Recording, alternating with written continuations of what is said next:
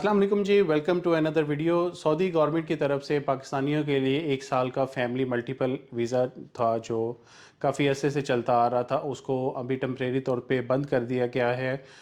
वजह क्या हुई है उसका अभी तक कुछ नहीं पता, लेकिन ये इसको अभी फ़िलहाल मुकम्मल तौर पे बंद कर दिया गया है। जिन लोगों के वीज़े लग चुके हुए हैं वो लोग ट्रैवल कर सकते हैं, और जिनके वीज़े वहाँ से इशू हो चुके हुए हैं और वो अपने वीज़े को प्रोसेस करवाना चाहते हैं, तो आज मंडे 3 फरवरी के बाद अभी फ़िलहाल उनके वीज़े स्टैंप नहीं होंगे।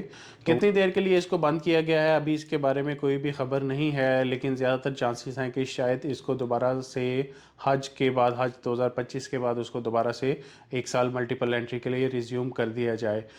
लेकिन अगर आप प्रीवियसली हिस्ट्री देखें तो सबसे पहले इन्होंने जो ज़्यादा शख्सियात थे मल्टीपल एंट्री 1 साल के, उसको मुकम्मल तौर पे बंद किया। उसके बाद फिर बिज़नेस वीज़े थे 1 साल मल्टीपल एंट्री वाले, उनको बंद कर दिया। और अभी इन्होंने जो फैमिली विजिट वीज़े हैं 1 साल मल्टीपल एंट्री वाले, उनको भी इन्होंने बंद कर दिया गया है।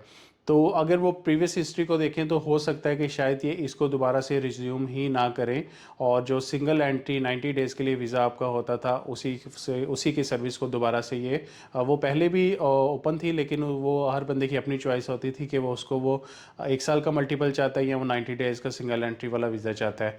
तो अगर आप सिंगल एंट्री वाला वीज़ा लगवाना चाहेंगे वो आपका अभी से प्रोसेस हो सकता है। लेकिन अगर आपने अपना वीज़ा अप्लाई किया हुआ है उसको मल्टीपल एंट्री के लिए, तो हो सकता है कि वो वीज़ा इशू ना हो सऊदी अरब से। और अगर वहाँ से वीज़ा इशू हो भी जाता है तो फिर यहाँ पे पाकिस्तान में आज की डेट से ऑनवर्ड उनके जो भी हैं वीज़े, उसकी एप्लीकेशन एतमाद ऑफिस वाले नहीं एक्सेप्ट करेंगे। आज भी एतमाद ऑफिस में जितनी भी एप्लीकेशनें गई थी इसकी फैमिली विज़िट वीज़े की 1 साल मल्टीपल एंट्री वाली, उन्होंने किसी का ई नंबर जनरेट नहीं किया, किसी की भी फिंगरप्रिंट्स को उन्होंने प्रोसेस नहीं किया। तो इससे क्लियरली ज़ाहिर है कि अभी फ़िलहाल इनका कोई प्लान नहीं है, लेकिन कितनी देर तक ये बंद रहते हैं अभी उसके बारे में भी एतमाद ऑफिस के पास भी कोई ख़बर नहीं है। तो आप लोगों से गुजारिश है कि अगर आपका वीज़ा इशू हो चुका हुआ है और आप आने वाले कुछ दिनों में प्लान कर रहे हैं उसको प्रोसेस करने के लिए, एतमाद ऑफिस में जाने के लिए, तो अभी फ़िलहाल आप होल्ड करें, ताकि थोड़ी चीज़ें क्लियर हो सकें कि आया ये कुछ दिनों के लिए बैन है या कुछ महीनों के लिए बैन है या मुकम्मल तौर पे ही इसको ख़त्म कर दिया गया है। और अपॉइंटमेंट अगर आपने ली हुई है अपॉइंटमेंट, बेशक फ़िलहाल आप अपनी कैंसिल कर दें। और क्योंकि अपॉइंटमेंट लेने का भी अभी आपको फ़ायदा कोई नहीं, प्रोसेस में जाने का भी कोई फ़ायदा नहीं। वहाँ पे अगर आप विज़िट भी करते हैं तो वहाँ पे एतमाद ऑफिस से भी आपको वापस ही आना पड़ेगा, क्योंकि वो लोग एप्लीकेशन को जमा नहीं करेंगे। अब जिन लोगों के पासपोर्ट एम्बेसी में जा चुके हुए हैं उनका भी अभी 50-50% चांसेस हैं कि उनके वीज़ा स्टैम्प होंगे या नहीं होंगे। तो अगर तो वीज़ा स्टैम्प हो जाते हैं उनके, तो वो तो रेडी टू ट्रैवल है, अगले 1 साल तक वो ट्रैवल कर सकेंगे। लेकिन अगर रिजेक्शन हो जाती है तो ऑब्वियसली उनको फिर वहाँ से अपना सिंगल एंट्री वीज़ा ही इशू करवाना पड़ेगा। जिन लोगों के वीज़ा वैलिड है वो एक एंट्री करके आ चुके हुए हैं, उनके वीज़ा भी वैलिड रहेंगे।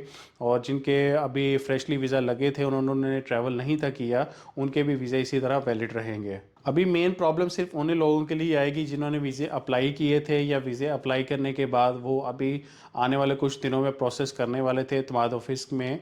तो उन लोगों के लिए अभी मेजर प्रॉब्लम आएगी कि वो अभी बिल्कुल भी इस प्रोसेस में ना जाएं, क्योंकि अभी इसका कोई फ़ायदा नहीं होना। अभी रेजिडेंट वीज़े के ऊपर किसी किस्म का कोई भी इम्पैक्ट नहीं हुआ, रेजिडेंट वीज़ा अपनी रूटीन के मुताबिक प्रोसेस हो रहा है।